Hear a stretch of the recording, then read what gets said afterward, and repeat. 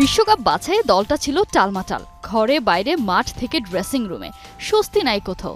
তবে কি ইতিহাসের সবচেয়ে খারাপ সময়ের সামনে দাঁড়িয়ে 5 বারের বিশ্ব চ্যাম্পিয়নরা ব্রাজিল পারবে তো সরাসরি কোয়ালিফাই করতে?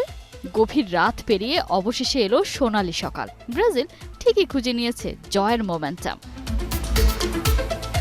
বছরের শেষ ফিফা উইন্ডোতে অ্যাওয়ে ম্যাচে পয়েন্ট টেবিলের 4-এ থাকা ব্রাজিলের সামনে 8 নম্বরের ভেনেজুয়েলা। একে তো সাম্প্রতিক পারফরমেন্স, তার উপর অতীত পরিসংখ্যান। এই ম্যাচে আপার হ্যান্ডে 5 বারের বিশ্ব চ্যাম্পিয়নরা। দু দলের 30 লড়াইয়ে 24টিতে ব্রাজিলের জয়। ভেনেজুয়েলা জিতেছে 2 ম্যাচ। ভেনেজুয়েলার বিপক্ষে শেষ 11 ম্যাচে অপরাজিত ব্রাজিল। এদিকে সব প্রতিযোগিতায় শেষ 5 ম্যাচে জয়হীন ভেনেজুয়েলা। শেষ 2 ম্যাচে প্রতিপক্ষের জালে 6 গোল দিয়ে ব্রাজিল হজম করেছে কেবল একটা।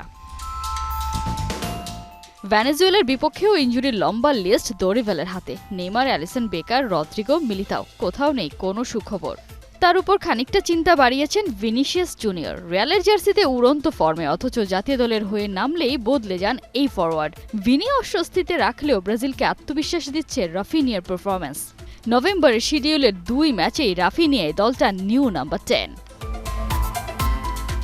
এদিকে ভেনেজুয়েলায় ব্রাজিল শোয়ের রেশ না কাটতেই প্যারাগুয়েতে শুরু হবে বিশ্ব চ্যাম্পিয়ন আর্জেন্টিনার ম্যাজিক্যাল শো।